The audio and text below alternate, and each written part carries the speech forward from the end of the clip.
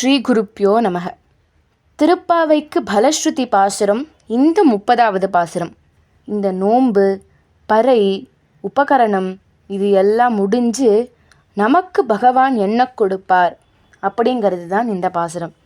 வங்கக் கடல் கடைந்த மாதவனை கேசவனை திங்கள் திருமுகத்துச் சேயிழையாச் சென்றிறைஞ்சி அங்கப்பறை கொண்ட ஆற்றை அணிபுதுவை பைங்கமலத் தந்தெறியல் பட்டர்பிரான் கோதை சொன்ன சங்கத் தமிழ் மாலை 30ம் தப்பாமே இங்கிப் பறைசுரைப்பார் ஈரிரண்டு மால்வரை தோள் செங்கன் திருமுகத்துச் செல்வத் திருமாலால் எங்கும் திருவருள் பெற்று இன்புறுவார் எம்பாவாய்.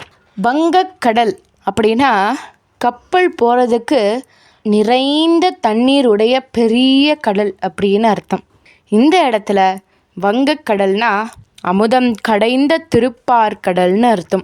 பார்க்கடலை கடைந்த மாதவா, சுருள் சுருளான திருமுடி வைத்திருக்கும் கேசவா, சந்திரனைப் போல முகம் கொண்ட அணிகல நனைந்த பெண்கள் பாவை நோன்பு பண்ணி நிரந்தரமான பறையை அடைந்தார்கள் அப்படின்னு ஸ்ரீவில்லிபுத்தூரில் பிறந்த குளிர்ந்த தாமரை மாலை அணிந்த பெரியாழ்வாரின் மகளான ஆண்டாள் 30 பாசுரங்களாக திருப்பாவையை இயற்றினாள். இந்த திருப்பாவையை தவறாமல் யாரெல்லாம் சொல்றாளோ அவ எல்லாரும் 4 தோள்களுடைய செங்கன் திருமாலின் அருளால் எங்கேயும் எப்பொழுதும் இன்பமா இருப்பான்னு சொல்லி இந்த திருப்பாவையை ஆண்டாள் முடிக்கிறார். Let us now listen to the short summary of this பாசுரம்.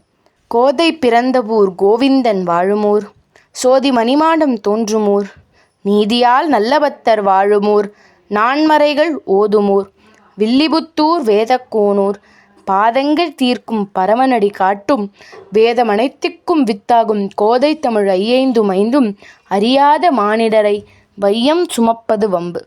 திருவாடிப்பூரத்து ஜகத்துதித்தால் வாழியே, திருப்பாவை 30ம் செப்பினால் வாழியே, பெரியாழ்வார் பெற்றெடுத்த பெண் பிள்ளை வாழியே, பெரும்புதூர் மாமுனிக்குப் பின்னானால் வாழியே, 143 உரைத்தால் வாழியே, உயரரங்கற்கே கண்ணி உகந்தருளினாள் வாழியே, மறுவாரும் திருமல்லி வளநாடி வாழியே, வன்புதுவை நகர்கோதை மலர்ப்பதங்கள் வாழியே.